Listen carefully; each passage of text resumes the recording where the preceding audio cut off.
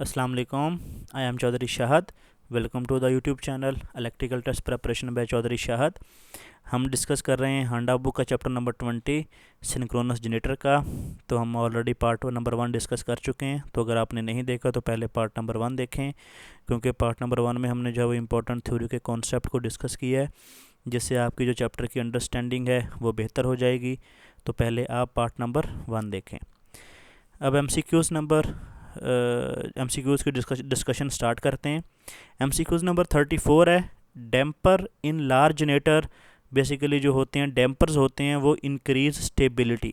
Basically dampers क्या होते हैं, डैम्पर वाइंडिंग क्या होती है कि जो हमारा जनरेटर होता है स्टेटर में, जब हम उसकी वाइंडिंग करते हैं तो अगर हमारे जो नंबर ऑफ़ पोल्स हैं वो कम हैं और जो हमारे कुछ स्लॉट्स हैं वो अगर खाली रह गए हैं तो उसमें हम जो है वो एक डमी कॉयल को लगा देते हैं। उससे क्या होता है कि हमारा जो जनरेटर का रूटर होता है वो बैलेंस हो जाता है, उस पर जो फोर्स होती है वो बैलेंस हो जाती है। वो जो कॉयल होती है वो किसी भी साथ कनेक्टेड नहीं होती, वो एक डमी कॉयल होती है। तो जो बेसिकली डैम्पर्स होते हैं ये उस जनरेटर की स्टेबिलिटी को इनक्रीज़ कर देते हैं, बढ़ा देते हैं। एम सी क्यूज़ नंबर 35 है कि alternator is set to is rated for 75 kilowatt at 0.8 power factor. It means that alternator can supply, अगर उसकी जो रेटिंग है वो 75 किलोवाट 0.8 पावर फैक्टर पे है, तो इसका मतलब है alternator can supply 75 kilowatt at 0.8 power factor. M C Qs number 36 है, the regulation of an alternator is the increase in terminal voltage when load is thrown off. Regulation basically क्या होती है कि जो आपके टर्मिनल वोल्टेज को increase करती है जब आपका load is thrown off. M C Qs number 37 है, magnetization curve represent the relationship between. जो आपकी मैग्नेटाइजेशन कर्व है वो एक्साइटिंग करंट और टर्मिनल वोल्टेज के दरमियान हमें रिलेशन प्रोवाइड करती है। एम सी क्यूज़ नंबर 38 है, in alternator if armature reaction produce demagnetisation of the main field, the power factor should be. जो आपका पावर फैक्टर होगा वो 0 लीडिंग लोड पे होगा। इसका करेक्ट आंसर बी है। एम सी क्यूज़ नंबर 39 है, in alternator if the armature reaction produce magnetisation of the main field, the power factor should be. तो आपका 0 लैगिंग लोड पे होगा। एम सी क्यूज़ नंबर 40 है, when alternator is supplying unity power factor load, the armature reaction will produce. जो आपका unity power factor पे है तो आपका जो आर्मेचर होगा वो क्रॉस मैग्नेटाइजेशन होगा आर्मेचर रिएक्शन, जो कि आपके मेन फील्ड को डिस्टॉर्ट करेगा, distortion of the main field. M C Qs number 42 है, पोर्टियर ट्राइंगल सेपरेट। जो आपकी पोर्टियर ट्राइंगल है वो बेसिकली आर्मेचर लीकेज रिएक्टेंस और आर्मेचर रिएक्शन एमएमएफ को जो है वो सेपरेट करती है। एम सी क्यूज़ नंबर 44 है, the two alternator are running in parallel, the excitation of one alternator is increase, the result will. जो अगर आप एक जब जनरेटर की एक्साइटेशन इंक्रीज करेंगे तो उसका जो वाटलेस कंपोनेंट है, मतलब उसका जो रिएक्टिव कंपोनेंट है वो चेंज हो जाएगा। एम सी क्यूज़ नंबर 47 है कि when short pitch coil of 160 degree are used in an alternator, which harmonic component will not be present in the output EMF. अगर आपने 160 इलेक्ट्रिकल डिग्री की जो शॉर्ट पिच कॉयल आपने use की है तो उसमें कौन सा हार्मोनिक कंपोनेंट जो है वो एलिमिनेट होगा। तो इसका फार्मूला क्या होता है कि जो आपने डिग्री यूज़ की है उसको 180 से माइनस करना है। जब आप 180 से माइनस करेंगे तो आपका जो आंसर है वो 20 आ गया। अब यहाँ पे आप जो वो एंगल है वो 20 पुट कर देंगे। अब आपने इस जो वो एंगल को 180 करना 90 करना है, 90 डिग्री करना है, कॉज 0 पे लेके आना है। तो जो है वो जब आप यहाँ पे 180 करेंगे 180/2 जो है वो 90 एंगल हो जाएगा। तो यहाँ पे अगर 20 है तो अगर इसको 9 से मल्टीप्लाई करेंगे तो आपके पास जो आंसर आएगा वो 180 आ जाएगा।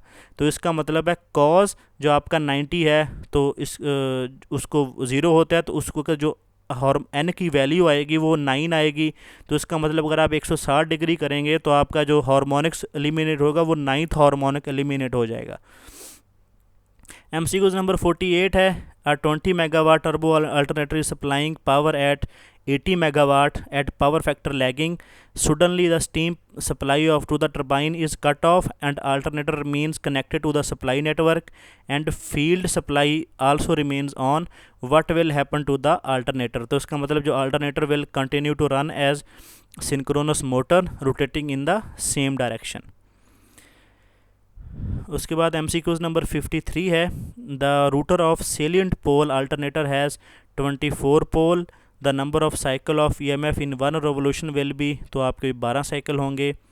MCQs नंबर 54 है, two alternator A and B are sharing an inductive load equally. If excitation of alternator A is increased, अगर उसकी A की increase कर दी आपने तो alternator B will deliver less current and alternator A will deliver more current. Basically जब आप उसकी excitation A की increase करेंगे तो A के टर्मिनल वोल्टेज जो है वो चेंज हो जाएंगे, जिसकी वजह से A पे जो है वो बेसिकली लोड और आपका जो A है रिएक्टिव पावर जो है वो ज़्यादा डिलीवर करना शुरू कर देगा. MCQs नंबर 55 है कि desirable feature for parallel operation of two alternator is, आपकी जो both should have less resistance as compare to synchronous reactance. MCQs number 56 है, ये बहुत इंपॉर्टेंट MCQs है, बहुत दफ़ा टेस्टों में आ चुका है कि alternator used in aircraft system usually है फ्रीक्वेंसी ऑफ, उसमें जो है वो 400 हर्ट्ज़ की फ्रीक्वेंसी होती है. MCQs नंबर 57 है, high frequency on aircraft alternator is selected in order to, basically high frequency क्यों सिलेक्ट करते, reduce the bulk. MCQs number 58 है, 20 pole AC generator rotates at 600 RPM, the periodic time of current in seconds per cycle is, ये 0.01 होता है. MCQs number 59 है, what kind of router is more suitable for turbo alternator. जो turbo alternator होते हैं उसमें जो स्पीड होती है वो 3000 RPM पे होती है, तो वहाँ पे हम जो है वो नॉन सेलियंट टाइप पोल टाइप जो है वो रूटर इस्तेमाल करते हैं. MCQs नंबर 61 है, when the input of prime mover of an alternator is kept constant but the excitation अगर हम चेंज करेंगे तो उसकी जो रिएक्टिव कंपोनेंट ऑफ आउटपुट है वो चेंज हो जाएगा.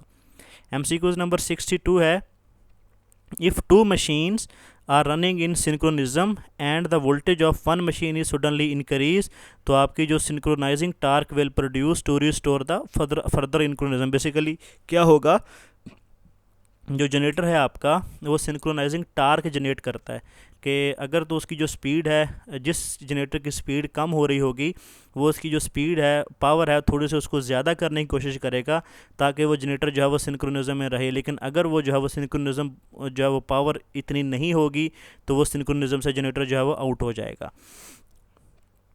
MCQs नंबर 64 है, the advantage of salient pole in an alternator. जो सेलियंट पोल होते हैं वो अडोप्टेबिलिटी होती है उनकी to low and medium speed operation के हवाले से. MCQs नंबर 66 है कि a particular instant a turbo alternator is generating 80 megawatt at 0.8 power factor lagging. Now if the steam supply valve to steam turbine is further opened, the excitation, अगर excitation change उसने नहीं की the speed of the alternator will remain unchanged but it can meet more kilowatt demand. तो उसकी जो kilowatt demand है वो और ज़्यादा इंक्रीज़ हो जाएगी, मतलब उसकी जो एक्टिव पावर डिलीवर करने की कैपेसिटी है वो और ज़्यादा इंक्रीज़ हो जाएगी. MCQs नंबर 67 है, two alternator A and B are sharing a resistive load, उसमें पावर फैक्टर यूनिटी होगा. Now if the excitation of alternator is A is increase, अगर आप अल्टरनेटर A की A will increase lagging and alternator B will become leading. तो उसमें जो है वो अगर आपने एक्साइटेशन A की चेंज कर दी है तो उसकी जो होगा पावर फैक्टर होगा वो, क्योंकि वो रिएक्टिव पावर ज़्यादा शेयर करेगा तो उस वजह से लैगिंग हो जाएगा. जो B होगा क्योंकि वो जो है वो रिएक्टिव पावर कम शेयर करेगा तो उस वजह से वो लीडिंग में चला जाएगा. MCQs नंबर 68 है, the advantage of providing damper winding in alternator. तो ये basically eliminate the harmonic effect, provide the low resistive path for current due to unbalance of voltage और oscillation are provided when two alternator operate in parallel. MCQs number 69 है, when two alternator running in exact synchronism. तो synchronising power जो होगी will be वो zero होती है, क्योंकि जब वो एग्जैक्ट सिंक्रोनिज्म में है तो उस वक्त सिंक्रोनाइजिंग पावर नहीं पैदा होती. जैसे ही कोई जनरेटर सिंक्रोनिज्म से जैसे निकलने लगता है तो उस वक्त जो है वो सिंक्रोनाइजिंग टार्क जो है वो प्रोड्यूस होता है. MCQs नंबर 74 है, three phase alternator has phase sequence of red, yellow, blue for its three output voltages for clockwise rotation. Now if the alternator is rotated anti clockwise, the phase sequence जो होगा वो change हो जाएगा. अब अगर red yellow blue पहले था तो अब रेड ब्लू येलो हो जाएगा. MCQ नंबर 75 है, in synchronous machine if field flux axis is ahead of armature flux field axis in the direction of rotation, तो machine working as synchronous generator होगी. और अगर ये उल्टी डायरेक्शन में है तो फिर जो मशीन है वो सिंक्रोनस मोटर काम करेगी. इसका मतलब सिंक्रोनस मोटर काम कर रही है. MCQ नंबर 76 है, in synchronous alternator which of the following coil will have EMF closer to sine wave. ये बहुत इंपॉर्टेंट MCQs और टेस्टों में अक्सर आ जाता है. 76, जो वो कॉयल जिसकी जो EMF closer to sine wave है वो है distributed winding in short pitch coil. जो डिस्ट्रीब्यूटेड वाइंडिंग और शॉर्ट पिच कॉयल है उसकी जो वेव फॉर्म है वो approximate equal to sine wave होती है. MCQ नंबर 78 है, the armature reaction of alternator will be completely magnetizing in case of load power factor. अगर आपका लीडिंग में है पावर फैक्टर तो आपकी जो आर्मेचर रिएक्शन होगा वो मैग्नेटाइजिंग में होगा. MCQ नंबर 79 है, विच of the following is not a integral part of synchronous generator system. तो डिस्ट्रीब्यूशन ट्रांसफार्मर नहीं है पार्ट जनरेटर का.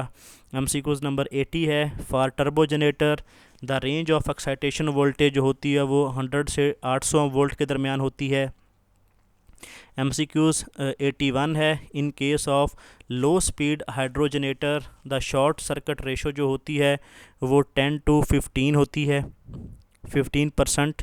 MCQ नंबर 82 है, the permissible duration for which a